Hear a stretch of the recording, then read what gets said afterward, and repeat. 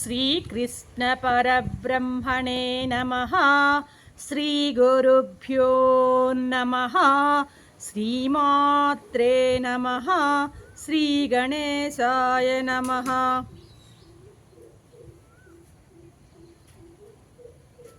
ప్రియ ఆత్మ బంధువులారా, నిత్య జీవితంలో భగవద్గీత 530వ భాగము 18వ అధ్యాయం మోక్ష సన్యాస యోగం. స్వధర్మం దోషంతో కూడిందైనప్పటికీ కూడాను దానిని వదలరాదు అంటున్నాడు స్వామి 48వ శ్లోకంలో.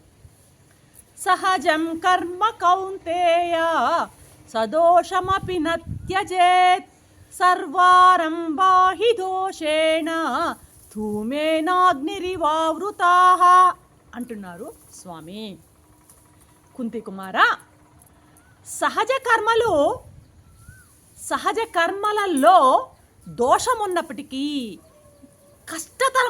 క్లేశకరమైన అంటే కష్టతరమైనప్పటికీ కూడాను వాటిని వదలకూడదు. స్వభావజనితమైనటువంటి కర్మలు ఎవరికైతే స్వభావజనితంగా కర్మలు ప్రాప్తించి ఉంటాయో ఆ కర్మలలో దోషం ఉన్నప్పటికీ వదలరాదు అంటున్నాడు అన్నమాట. ఎలాగా? ధర్మవ్యాధుని వలే.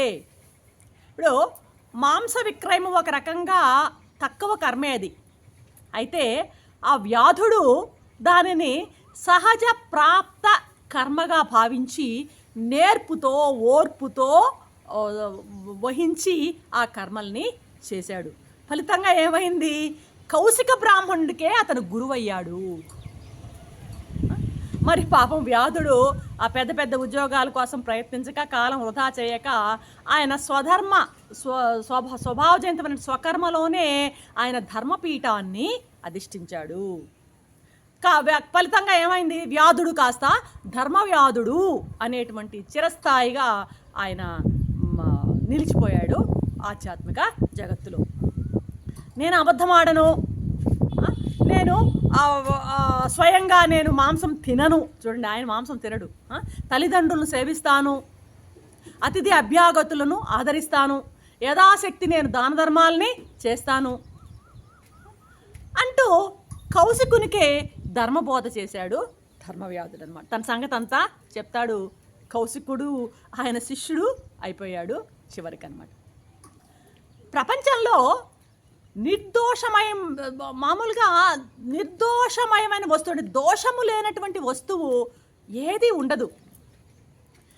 నిర్దోషమైన వస్తువు అంటే కేవలం ఒక బ్రహ్మం మాత్రం, పరబ్రహ్మ ఒకటే దోషము లేనటువంటి వస్తువు అన్నమాట. అగ్ని ఎక్కడైతే ఉంటుందో పొగ అక్కడ ఉన్నట్టుగా ఈ త్రిగుణాత్మకమైనటువంటి అన్ని కర్మలలో కూడా, అంటే కర్మ అనేది త్రిగుణాత్మకం. ఇప్పుడు మనం చెప్పు సత్వ రజస్తమో గుణాలు, సత్వ రజస్తమో గుణాలతో కూడినటువంటి అన్ని కర్మలలో కూడాను ఏదో ఒక దోషం ఉండనే ఉంటుంది.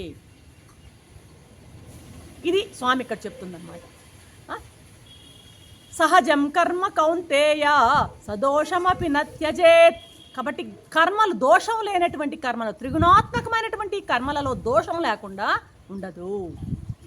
అయితే ఏంటి, ఎవరికైతే అంతఃకరణ శుద్ధి కాదో, అంతఃకరణ శుద్ధి కానటువంటి దేహాత్మ బుద్ధి కలిగిన వాడు సర్వకర్మ త్యాగానికి సమర్థుడు కాడు అంటున్నాడు ఈ శ్లోకంలోనే స్వామి. అంతఃకరణం శుద్ధం కానివాడు, అంతఃకరణం శుద్ధం కావడం అంటే ఏంది? అరిషడ్వర్గాలతో అంతఃకరణ మలినమైపోయి ఉంటుంది. ఈ మలినమైనటువంటి ఈ శుద్ధం కానటువంటి ఈ అంతఃకరణ కలిగిన వాడు, అదేవిధంగా దేహాత్మ బుద్ధి, దేహాన్నే ఆత్మగా భావించేవాడు, ఇంద్రియాత్మకు పోచి ఇంద్రియాలే ఆత్మగా భావించేవాడు, మనసే ఆత్మగా భావించేవాడు, ప్రాణమే ఆత్మగా భావించేవాడు ఈ సర్వకర్మ త్యాగానికి అర్హుడు కాడు. సర్వకర్మలను త్యాగం చేయడానికి అర్హుడు కాడు అనమాట. కర్మస్వరూపమైనటువంటి దేహం తానై కర్మలను వదడం ఎట్లా వీలు కానే కాదనమాట. ఇది కర్మస్వరూపం, కర్మంతో వచ్చినటువంటి దేహం అనమాట. ఇది కర్మస్వరూపమైనటువంటి దేహము.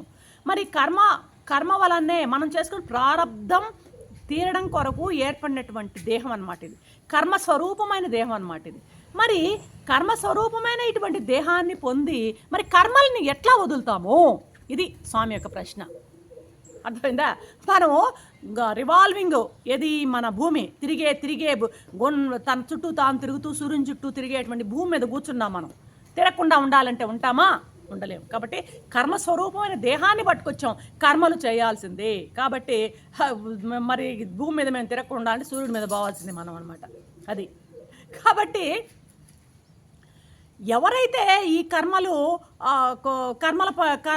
కర్మలని నిష్కామంగా ఉండగలడు అంటే, కర్తృత్వాభిమానం ఎవరికైతే ఉండదో, నేను చేస్తున్నాను అనేటువంటి ఆ భావము, అహంభావము, నేను చేస్తున్నాను అనేటువంటి కర్తృత్వ భావం లేనటువంటి జ్ఞాని ఎవరైతే ఉంటాడో అటువంటి జ్ఞానే కర్మలకు అతీతుడు అవుతాడు. కానీ మామూలుగా మనం అందరం కూడాను కర్మలకు అతీతులు కాదు. అంటే ఇక్కడ చెప్పేదేంది, ఎలాగూ కర్మలను వదలడానికి వీల్లేదు. ఎందుకంటే ఇది కర్మస్వరూపమైనటువంటి దేహము. మనం కర్మ ఫలితంగా వచ్చినటువంటి జన్మ ఇది. మనం కర్మలు చేసి తీరవలసిందే. ప్రారబ్ధం భోజ్యమానం. మనం అది తప్పించుకోనటువంటి అది వదిలిన బాణం అన్నమాట. కాబట్టి తప్పకుండా కర్మలు చేయాల్సిందే. కర్మలు వదలడానికి వీలు ఎట్టి పరిస్థితిలో లేదు. సరే, మరి స్వామి ఏం చెప్తున్నాడు, పరధర్మం భయానకం అని కూడా చెప్పేశాడు ఆయన. భయం తట్టిచ్చేశాడు మనకి. పరధర్మం భయానకం అన్నాడు కాబట్టి స్వధర్మాన్ని, సహజ కర్మను, స్వధర్మాన్ని వదలొద్దు అన్నది చెప్పడమే ఇక్కడ స్వామి యొక్క ఉద్దేశం అన్నమాట. అర్థమవుతుందా? చూడండి, మనకి చాలా పదాలు వస్తున్నాయి. స్వధర్మం, స్వకర్మ, నియత కర్మ, సహజ కర్మ, స్వభావ కర్మ. ఈ పదాలన్నీ కూడా వేరు అర్థాలు కావు, ఒకే అర్థం ఇచ్చేటువంటి పర్యాయ పదాలు అన్నమాట. స్వధర్మం అన్నా, స్వకర్మ అన్నా, నియత కర్మ అన్నా, సహజ కర్మ అన్నా, స్వభావ కర్మ అన్నా అన్నీ కూడాను పర్యాయ పదాలే. ఒక పత్రికలో, మైత్రి అనేటువంటి పత్రికలో ఒక న్యూస్ ఏం చెప్తుందంటే, వినోబా భావే గారు, ఆచార్య వినోబా భావే గారు సబర్మతి ఆశ్రమానికి వచ్చాడంట. వచ్చి అక్కడ కొంతకాలం ఆశ్రమంలో ఉన్నప్పుడు ఆయనకి ఇచ్చినటువంటి పని ఏదంటేనంట, పాకీ పని అట. మరుగుదొడ్లను క్లీన్ చేసే పని అట ఆయనకి ఇచ్చింది. ఆయన ఏ భావంతో చేసేవారంటే, ఆ పత్రికలో చెప్పబడిందని, మలం తమోగుణం, మూత్రం రజోగుణం, నీళ్లు సత్వగుణం, ఈ 3 గుణాలను ఈడ్చిపారేస్తున్నాను అనుకునే భావనతో చేసేవాడట ఆ పాకీ పని. ఆ మలమూత్రాలను శుద్ధి చేసేటప్పుడు ఈ మలం అనే తమస్సు, ఈ మూత్రం ఉంది రజస్సు, ఈ నీళ్లు సత్వంతో కూడా ఆ 2 తమో రజో గుణాలతో కొట్టిపారేస్తున్నాను అనే భావనతో చూడండి, చేసే పని కాదు అక్కడ. నీచమైన పాకీ పని చేస్తున్నా ఆయన భావన ఉందే, ఆయన భావన, అది నిజమైనటువంటి కర్మయోగం. అంటే ఆ భావన ఉందే, అది భావన ముఖ్యం అన్నమాట. అది ఆయన్ని బంధించదన్నమాట. ఇక్కడ ఇది మామూలుగా స్వామి చెప్తున్నదైతే ఈ శ్లోకంలో ఈ విషయాలు. అయితే స్వభావం అనేటువంటి మాటకు మన వాళ్ళు వ్యాఖ్యానకర్తలు రకరకాల నానా పదార్థాలు తీసి అర్థాలు చెప్పడం కూడా జరిగింది. ఇంకా మన సమాజం, నవ్య సమాజం ఒక ప్రశ్న వేయొచ్చు, ఏంటి మాంసం అమ్మేటువంటి ధర్మవ్యాధుడు స్వధర్మపరుడైతే కళ్ళు అమ్మే నా సంగతి ఏంటి అని మరొక పుల్లయ్యో ధర్మయ్యో అడగొచ్చు అన్నమాట. అయితే మనం కాదనడానికి మనకు అవకాశం లేదు. నిజమే నువ్వు చెప్పింది, ఏ పన్నైనా స్వధర్మం కింద మనం చేసేయచ్చు అనేది మనం ఒప్పుకోవాల్సి వస్తుందన్నమాట. అయితే ఇప్పుడు మన సమకాలీన పరిస్థితుల దృష్ట్యా ఎంతటి స్వధర్మానికైనా ఒక గీటు రాయి అనేది ఒక దానికి ఒక ఇది ఉండాలన్నమాట, ఒక గీటు రాయి ఉండాలన్నమాట.